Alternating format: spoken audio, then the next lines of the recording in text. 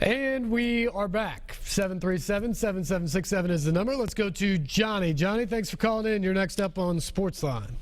Steve, if the Nashville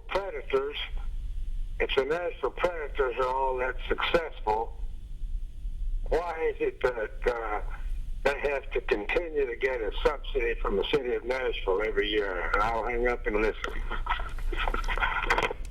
I'll be honest, that one's probably above my pay grade, Johnny. I don't know the particulars. I know they get one, but I don't know the particulars of what it is, if that ties into the arena or what it is. But I can tell you that the Predators are looked at as a very good NHL franchise now, and in terms of the attendance of what they get, it's pretty good. I don't know exactly the percentage of sellouts they have this season, but they pack butts and seats compared to a lot of the other sports teams in this town. They've got a higher percentage of butts and seats than I think anybody else that I can think of. Maybe I'm missing somebody, but certainly more than the Titans, more than Vandy basketball, more than Vanderbilt women. So maybe I'm missing something out there, but I think they've got Vanderbilt baseball may be close. They got 3,000 whatever in 3,500 seat Hawkins Field on Friday for the opening day of the season in February. Not exactly baseball time of the year. So maybe they're close. But other than that, they're doing pretty well. I'm sorry, I wish I had a better answer about the subsidy thing, but I don't know enough of the particulars of that to speak on it intelligently at all here. The NFL Combine coming up on Wednesday. John Robinson going to be there. It is now his team to build for the Titans, to make this team something moving forward. He's got the #1 pick coming up in April in the NFL draft. He's got a bunch of money to spend in free agency if he chooses to go that route. I sat down recently with Robinson about coming back home to Tennessee, taking over the program, the team that he's probably closest heart attachment to. Back home, general manager, dream job, and the process of rebuilding it from a team that's now tied for the worst record in the league the last 2 years and desperately needs to get back on track. Here's John Robinson. So, John, the Titans offer you the job. You have the opportunity to become the general manager here, just up the road from where you grew up. What is that moment like for you? Well, I don't know that it's really sank in yet. I said this morning on radio that I walked through the hall on Saturday and kind of rounded the corner. I think I was the only one in and saw the flame, and I got goosebumps. So to be able to come back home after working 13, 14 years in the league with two different organizations, to come back home and take on the general manager role here with Tennessee, really a dream come true for me. You delivered a pretty passionate message to fans at the end of your introduction that Monday. What did you want to get across? Really just the fact that I'm a fan just like they are. I've admired this team from afar over the last years, once I got into the league. But I'm truly passionate about this state. I'm very passionate about this football team. I want to put a winner on the field. I was a part of a great organization in New England for 12 seasons where we won a lot of football games. And I know what that feeling is like. I've gone to 2 Super Bowls and was a part of a team that won 2 and then 2 teams that lost 2 too. But just to have the success year after year after year, there's just a sense of pride that you have with doing your job, and I want that state, I want this fan base to experience that. A lot has been made of your time in New England, the fact that you worked your way sort of into Bill Belichick's inner circle there and into the draft room. What did you learn from that time that you'll carry on with you as a general manager? Really roster building, just all aspects of team building that go into building a team. Draft is a very important part of that. But really working free agency as a complementary piece, the waiver claim system, the practice squad, really everything that it takes, to go into putting 53 guys out there during the course of the practice week, and the 10 guys on the practice squad. I learned a lot about football, about being attentive to detail, being prepared on a daily basis. He does an outstanding job of preparing the players from a rule standpoint, from a situation standpoint that might come out throughout the course of a game, so that when those situations arise on Sunday, they don't have to think about it, they just execute. Perhaps a similar situation to what you'll encounter here is what you faced the last 2 years in Tampa Bay. What did you take away from that situation that you can apply now? Well, we really took the approach much like John Schneider and Pete did up in Seattle. If you look back at their transaction history, they really did a lot of churning of the roster, bringing guys in and working guys out, releasing this guy, adding this guy, to try to get the best 53 combination. And we took that same approach last 2 years down in Tampa with the waiver claim process, with changing the practice squad out. Again, just trying to exhaust all measures necessary to get the best 53 guys we could for our football team. We showed improvements over the last year and a half there. John, what's your timeline for having your structure and your system of scouting and everything in place here? Yeah, we're going through free agency meetings now. We're almost through with those. We're going to visit with the coaches tomorrow. In terms of grading scale, in terminology, it's all football terminology for the most part. Guys are starters, or they're role starters, or they're backup players. But I've tried to impress upon the pro staff that be definitive in your evaluation about what role the guy is going to play on the football team with the free agents. And then we'll be the same thing with draft meetings that start next week. When the guys, with the evaluations that they've done throughout the course of the last fall, really making a definitive statement about how the player is going to fit our football team.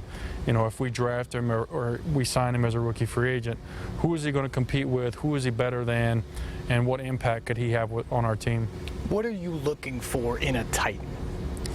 Tough, dependable guys that play smart football. They might not, we may not want them doing our taxes, but they understand the game. They're accountable off the field. They're ready to roll up their sleeves and go to work when they walk in the building.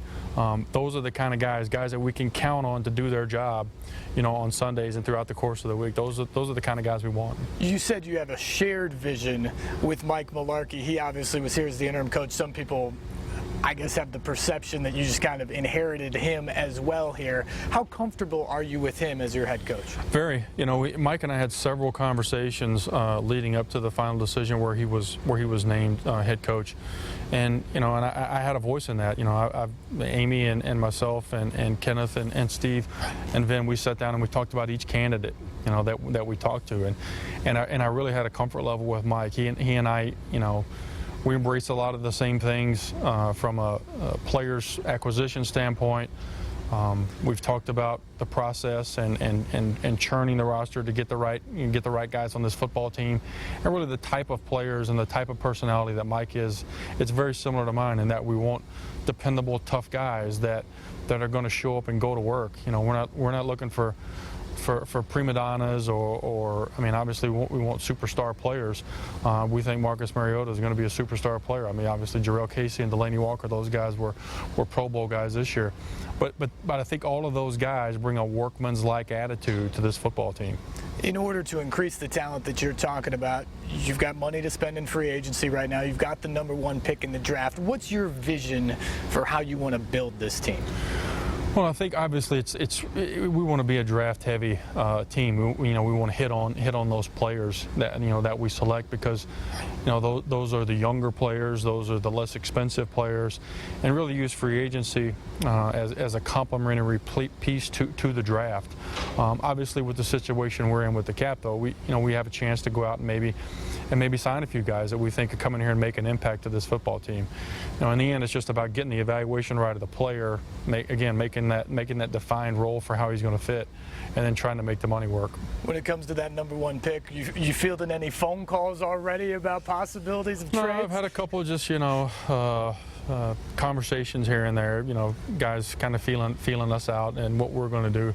In the end, we're just going to take everything into account and make the best decision for the football team. The biggest thing we want to do is come away with a traits type player, the things where I talked about with the toughness and the dependability and accountability.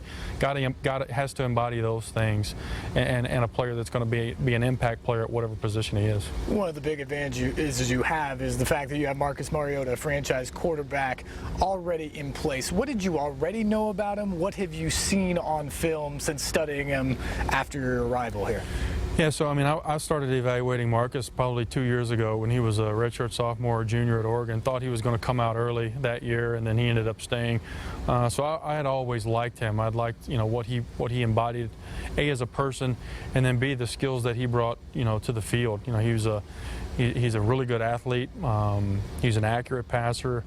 He makes good decisions. He takes care of the football. Those are things that are important for the quarterback position. And then got to spend a ton of time with him last year throughout the process in Tampa when we had the #1 overall pick there between he and Jameis. Spent a lot of time with both of those guys and really, you know, got to know him a lot more. So now the challenge is building around him, obviously. What stands out to you of maybe some of the biggest needs that you have to address right away? Well, I think with the players that are currently on our football team, you know, they've got to be more consistent. You know, we can't, you know, we've got to be able to run the ball. You know, the guys that we have on the offensive line, they've got to improve. They've got to block better. They got to give Marcus more time. The receivers got to catch the ball. They got to get open. But I think, you know, we've got to surround Marcus with playmakers. You know, we've got to give him more time up front. And then, you know, on the defensive side, we've got to be able to get off the field on third down. So whether that's coverage or pass rush, that's kind of how you get off the field on third down. You're either sacking them or it's incomplete. So I think surrounding Marcus with more playmakers and protecting him better, being able to run the football, and then being able to get off the field with playmakers on third down defensively. You still got family and friends down the road in Union City. How many of them have you heard from in the last few weeks? Oh, several. My text inbox was full. I don't think I've gotten back to every single one of them yet, but it's good. My mom sent me a text on Sunday, and she said the meatloaf will be ready at 12:30 if you want to stop over. And I'm like, maybe one of these days, Mom, I'm trying to get this football team going now. Those people down there have probably the same expectations that people in Nashville do. Oh, sure. They want a winner. What can you tell fans, short-term, long-term, for your expectations here? Well, my expectations is for the guys to come in here and buy into the program. It's not going to be an easy program. We're going to put a lot on the players. It's going to be a tough program. But I think in the end, when they go through, a lot of the things that we're going to put them through, they'll be better. They'll be better people for having gone through the program, and they'll be better football players once they buy into it. Sounds like you're already rolling. Maybe someday soon you'll be able to get down there and get that meatloaf. Yeah, hope to real soon. Thanks, John. Appreciate Absolutely. your time. Thank you. Welcome.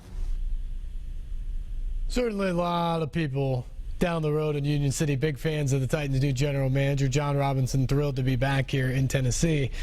And you got to like the pedigree. You got to like the background it comes from, the way he's worked his way up, what he did in New England. He talks about learning a lot about football, a lot about the process of evaluating and building a team there. That's his challenge here. And he also had interesting experience in Tampa, kind of a similar situation that groomed him for this. So I think it's going to be very interesting what he does. He seems to like Mike Mularkey a lot. He put to bed some of the questions, I think, about was he just sort of stuck with Mularkey in this situation. He seems to think, at the very least, that he's got a lot in common with Mike Mularkey. They like the same things in their players. So it'll be interesting to see what he does. It's a big offseason. He's going to have to make some moves in free agency to try to shore some things up. Fortunately, he's got money to do that. And then this draft becomes huge. That is the fault of this Titans team. If you look back at the disappointments now that span a decade, basically, you are looking at a team that has missed in the draft, that has missed on first-round picks, that has not gotten good depth picks in later rounds. John Robinson's got to do that right. If he drafts at #1 this year, that guy better be a darn good player. And the second-round pick needs to be a darn good player. Guys they get later they need more Avery Williamsons. They need guys that you get in the 4th and 5th round that become very, very good players for you. That's the charge for John Robinson. All right, we got to take a break. We're going to switch, talk a little Vanderbilt football coming up, plus more of your phone calls as well. 737-7767 is the number. Stay tuned. You're watching SportsLine on News Channel 5+.